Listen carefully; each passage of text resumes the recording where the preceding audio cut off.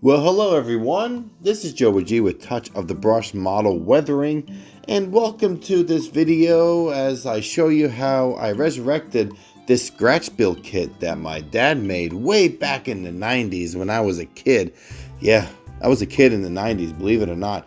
And so what this building was originally was the New York Central train station in Congers, New York, and here's some old photos of the station.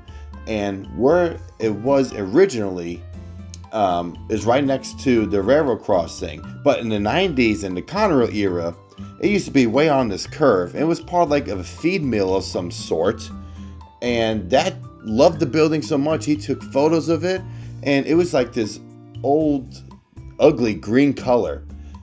He didn't want to paint it the green, so he painted it this brown beige color.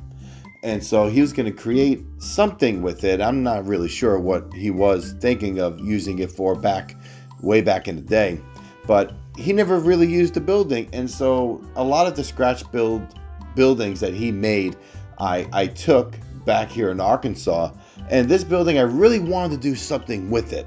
And so I wanted to create a maintenance of wayshed for the Penn Reading Industrial Division with this particular building. And you can see here, this is what the train station looks like today.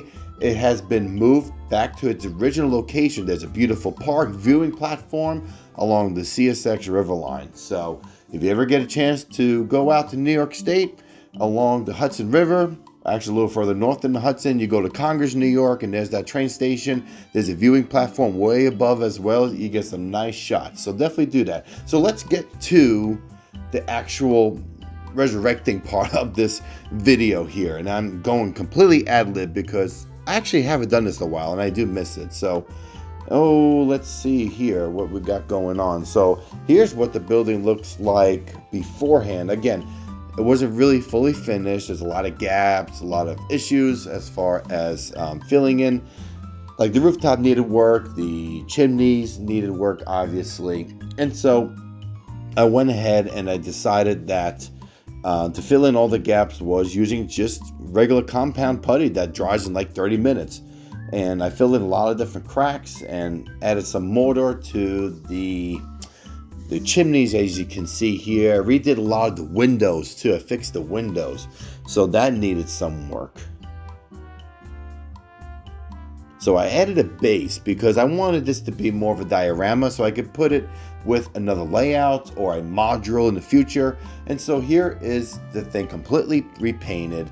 I actually painted the rooftop as well. And this is what we're doing now is we're creating a black wash using rubbing alcohol and India ink. And okay, so what I want to say is that these colors are like the white and green of the Reading Railroad. The Reading Railroad always used these white and green colors for the depots, train stations. And so I wanted to use the same colors since the Penn Reading Industrial Division runs between Philadelphia and Reading, which is the real Reading main line. So here's a great trick when you're working with wood, right? And you want to weather the wood up is using rubbing alcohol with India ink. It really gives a nice weathered look. And you really don't need to use powders if you don't want to. But you can see here, I like the colors. I had to do a couple of coats on this here. And I would have done the painting process, but I don't think you really have to see how I paint the thing, right? So this was a lot of fun. I enjoyed this part. It was really relaxing, listening to podcasts. By the way, if you're not listening to any of the podcasts that are out there, go and start listening because there's a lot of cool ones out there. You have What's Neat This Week with Ken Patterson, Second Section Podcast, The Crossing Gate, Around the Layout Podcast, and of course, Lionel Strang's The Modelers Podcast. That's another great one. So yeah, so here we go. So we're going to be starting, I would say, we're still continuing with the wash. As you can see, it's, it actually dries really fast, which is cool. And if you're impatient like me, I like to take a blow dryer and just the whole thing, and it really works well. And you can see here, you can go across, up and down. Make sure when you're weathering, especially wood, if you go up and down, it represents the rain effect, and that's how the rooftop. So I did a little bit of weathering on the rooftops here, along with the, I guess, the molding and the sides. I added some of this wash for the chimneys. And for the chimneys, I used a barn red. And Jack Ellis always talked about barn red being the color for brick buildings when he had his clinics with the NMRA. And that was a lot of fun. Going to those clinics. And so now we're going to start some of the scenery process. And see, I wanted to add some grass. I wanted to add some tall grass. And so I think I used like 3mm static grass. And so what we're doing here is I use a little bit of water on a paintbrush. And I'm just spreading the glue out all the way. All you need is a little bit of a beam of glue, right? And you just go all the way down. And see, look, if you look at the wood, see how it fades a little bit? So it looks like the paint faded out. And that's what the wash does. And also, you could go back with a toothbrush. Let's say you're painting this building and the paint is still wet, okay? Let's say look before that, let's say you have a base paint, like that beige I have, right? And then you paint over, like I did here. I used a paintbrush, and I really wish I showed this technique, but I used a paintbrush and I scraped some of the paint off, so it looks like some bare wood is being shown underneath. So what I'm doing here with the static grass, I'm just plopping it right on the glue, as you can see here, and it gives a nice little effect. There's a lot of tall grass. It's hasn't been mowed in a long time. Looks like it's falling over. And stuff like that. So we're doing the other side here. And I did the entire perimeter of this base. I had to cut the base underneath where the entrance was because I want to add some detail inside eventually. Especially like a vehicle. And I don't know why the base didn't. Well, actually, the reason why I did it was because I couldn't get my fat fingers inside the building itself to put details inside, and lighting. Eventually I want to put some lighting, some gooseneck lamps and all that cool stuff that comes with a depot or a maintenance way station or whatever you want to call or whatever you do, right? So here it's very simple technique, and it dries really well. I mean, it's solid. And I actually went over, I think, with a little bit of a matte finish spray, like almost like a hairspray, and it went over all the perimeter of the base. That way, all that static grass just pretty much just adhered to the base.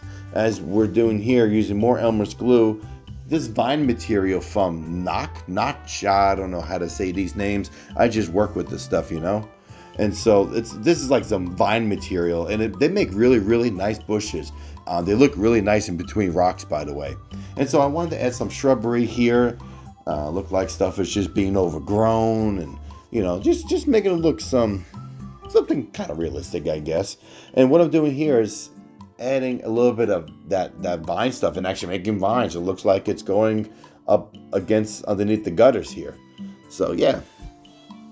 I'm telling you, this was a lot of fun. A whole lot of fun. I enjoy doing scenery like this.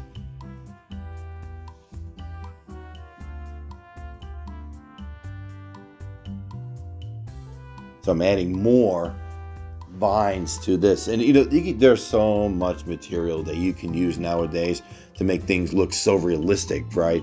And this is what pretty much this is what I had was available to me. And I love that. I love using this stuff, man. This is the fun stuff for me. So you look at with the chimney up there, right? And you see that I used a little bit of that plaster over the brick. So it looks like it's been patched and just been pretty much, patched over with concrete or something. So that's a little technique from Jack Ellis from Barn Mills. He had an awesome technique with that. So here we are adding some railroad ties with a bunch of goo coming out there. Really realistic, Joey. So I decided to do a little bit of scratch building, and so I created this, I guess this holder. I don't know what the heck they are, but you know, I saw this on my railroad, and it was next to a Man's Away shop, and I thought it'd be cool because it holds about the tie plates and spikes and stuff. But I decided to make this a holder for a bunch of rails. So I thought that'd be really cool. So I painted it blue, and then I went over with a little bit of a red, a dark red, and so it looks like a little bit like rust. And so it's just 2 coats of paint. So it was a dark blue and both Rust-Oleum cans. That's all I used here. And I'm using the old good old what do you call this stuff there? Super glue. That's what I'm using. I'm using that super glue. Super glue is such a good product. I enjoy it a lot, and it really adheres really well to this kind of stuff. Forgive me, it's like 2:30 in the morning as I'm doing this, but all I did was like super glue all these old pieces of rail that I had, and so it looks like it's just laying on this base here that I made. It looks pretty cool. Looks, I guess, kind of realistic, but it had some pallets, as you can see. I took like those little twisty ties that you get like for a product, and I used that and I wrapped it around my finger and painted it black, and it became like a hose. So that's on the left side there. It's closest to the entrance of the building. But as you can see, this is pretty much the final product. I'm going to add some oil drums and some other stuff there. Here I added a ladder. There's a few things. I'm going to add a vehicle in there as well. Some stuff on the inside of the building. But overall, this is what is pretty much done so far. I'll have more progress on the Facebook groups along with my Instagram, so check out those. I post I haven't been doing a lot of videos lately just because I've been so busy trying to get a lot of projects done, and geez, it took me a while just to get the update on the layout. And I have a lot of layout tours that I'm working on currently. Some more interviews for Ken Patterson's What's Neat This Month with Model Railroad Hobbyist, so a lot of stuff for that. But I finished this on July 5th, and July 5th is my dad's birthday. And so I wanted to present this to him for his birthday. And so he was overjoyed. He thought it was the coolest thing to resurrect one of his old Scratchbuilt kits and become something completely different. But as you can see here, here's a nice black and white photo of a ex-Long Island Railroad, I believe in I-1A, next to Dad's building. It just looks so cool.